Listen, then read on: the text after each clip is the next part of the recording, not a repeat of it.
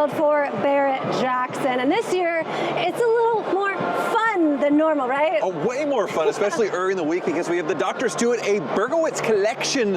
Amazing, amazing movie cars, the real deal and a lot of replicas, a mixture of both, and they're all over the place. So most of them are right here. We're going to give you a tour of today. They're going to be selling Tuesday and Wednesday. A few big cars, like one of the real Batmobiles, is selling on Super Saturday. So first, this thing needs no introduction, huh?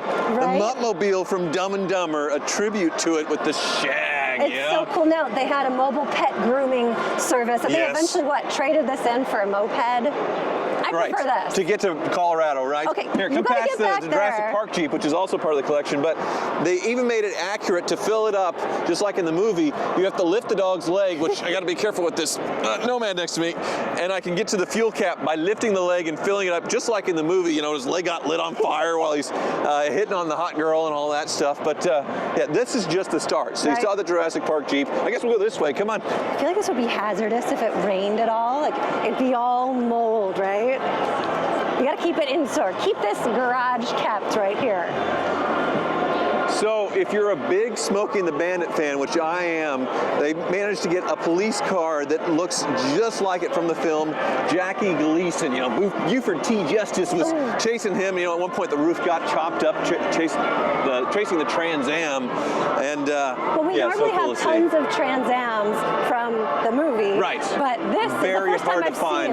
Yeah, very hard to find. Cool. And then if you saw Fantasy Island back in the day, the plane bus, the plane, you know, with Ricardo Montalban. Well, here's the car, and here's Tattoo's little golf cart, just hilarious. Now this one I hadn't heard of. It's a little before my time, but from my mother, the car, I guess this guy's mother died, and then she came back as a car, so this was the real deal from the TV show, which is an interesting premise. That's probably something that will happen in one of our lives. If you go and come back as a car, please. Yeah, that'd be fine. Yeah, yeah. And then Chitty Chitty Bang Bang tribute, which I grew up watching this movie over and over and over again. How many times did you see it, do you think? Oh, well, at least 50 times, because the movie was so long. When we road trip to Colorado when I was a kid, that 3-hour movie would keep us occupied for a lot of the 7-hour drive. So I've probably seen it 100 times. But yeah, the boat rear and all that stuff, a very cool, you know, screen accurate replica. It's really pretty how they did the wood here with the inlay. Big deal here. Signed by Dick Van Dyke. Seriously? Yeah. Wow, okay. I wonder what that's going to do to the value. You never know until it goes across the block. Amazing he's still alive and kicking at almost 100 years old. So, yeah, you have the Bat bikes, the tributes to that, the Joker mobile here. Is so cool. Isn't this wild? I love this. I love all the wild colors. Joker lost the wheel. This is what Tyler's That's face... absolutely right. This is what Tyler's face looks like when I ask him if he The Batmobile lost its wheel, yeah. Right there. Got away. Very cool. And then Gilligan's Island, they had to find a way to get around when they were stranded on the island, so they built a sort of a golf cart, and this is a tribute to that, made out of bamboo and rope and everything else. It is very cool.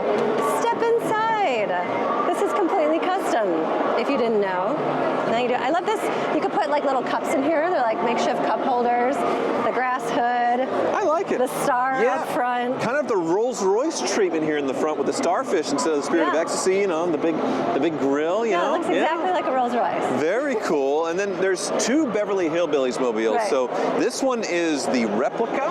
And then at some point he got the real deal at a Barrett-Jackson years ago, which is being sold now. But another real deal here. Starsky and Hutch Ford Torino. So the striped tomato, they call them.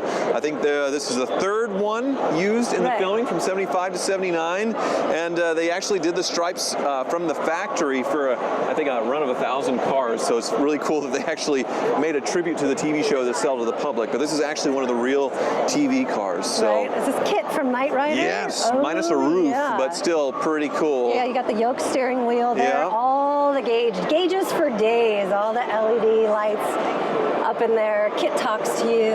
Right. I wonder if this one talks. I don't know. I need to find the keys. If Kit was a convertible, I like it personally. So, and then the movie Tommy Boy, you know, David Spade's a big Mopar fan. This is a tribute to that, beautiful Belvedere. And yeah, keep going down. Speaking of Mopars, so 66, the Chrysler Imperial was used as a backdrop to make this for the Green Hornet TV series, and this is another tribute to that.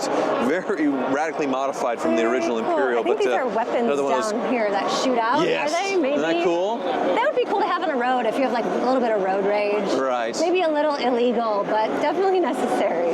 So the funny thing about this is not a tribute to just a Magnum PI, but a tribute to a Ferrari. I believe it's based on a Pontiac Fiero, but it looks every bit of a Ferrari 308. They made these kits for a while, and then Ferrari got involved and started suing the companies making these things, so they only did it for a couple of years. But look at this. The family truckster. Yes. I think this is pea green is the color. Yeah, metallic pea, and then the wood grain, everything else.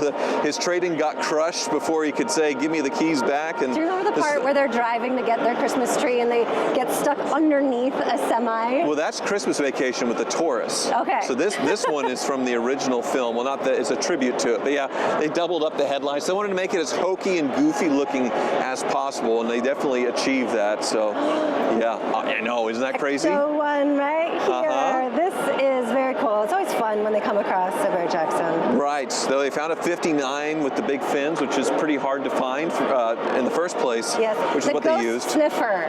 Yes. That is what that red little tube is up top.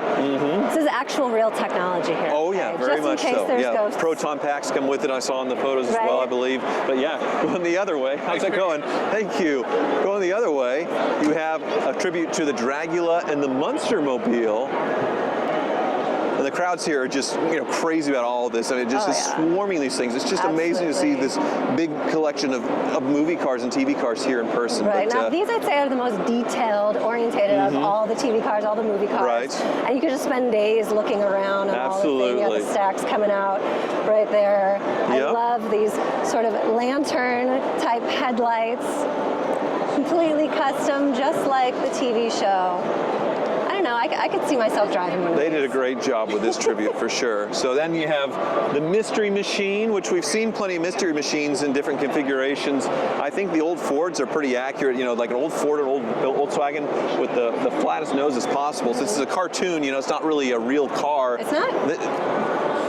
Come on. Well, right. I think this one they did a really good job with. Same with the Mach 5 from Speed Racer. And you can see even has the saw blades that are out, Another road rage necessary thing that you need. They actually put little plastic guards on it, thankfully, so nobody cuts themselves. But yeah, looks like real saw blades, all the tech and everything. Once again, another cartoon car brought to life. So dang cool. And then the Monkey Mobile. Hey, we're the monkeys. Ooh, are you gonna sing?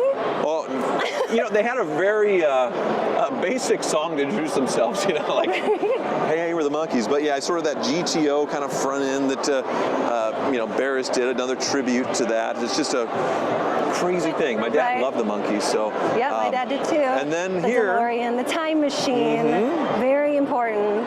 Yes. Right here, signed by Christopher Lloyd.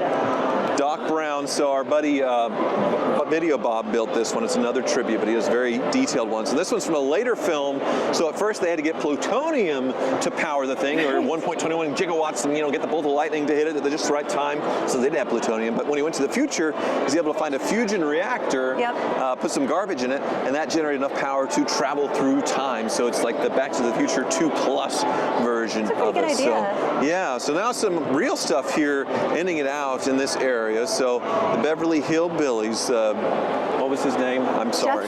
Jethro Mobile. Isn't it crazy? Yeah.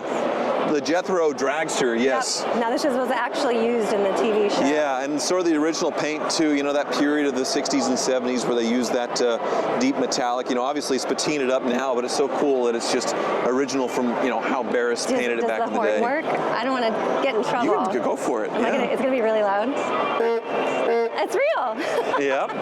And speaking of real, the Beverly Hillbillies mobile with the creepy mannequins, but the car itself is very real. So, yeah, isn't this fun? I got to show you the back though. There's a bucket back here, and it's actually used. Hi. Could you not touch the vehicle? Oh, I'm so sorry. I won't touch the vehicles. Yes, sir. Okay, so back here, there's actually a bucket for roadkill right here, which is just, it's not real, but it's very cool and a very cool touch. And then you got an autograph here. George Barris, he built this as well. Even though it's sort of like supposed to look like a rough patina thing, it's not his typical build. He did build the Beverly Hillbillies mobile as well. So which one's your favorite? Oh, I mean, I love the Torino. Yes. We missed the Herbie over there because there's some. I mean, there's so many cars here. There's a Herbie over on the other side, and then of course the Batmobile, the real Batmobile. I think the third one built by Barris that's over in the salon. That's going to be a big deal when it crosses the block Super Saturday. But Tuesday's going to be so much fun where a lot of these sell, and Wednesday. It's just, I'm so excited. There's a lot to talk about, a lot to see here, a lot of nostalgia, feeling moments to be had, and we'll see you and see them all when they cross the block.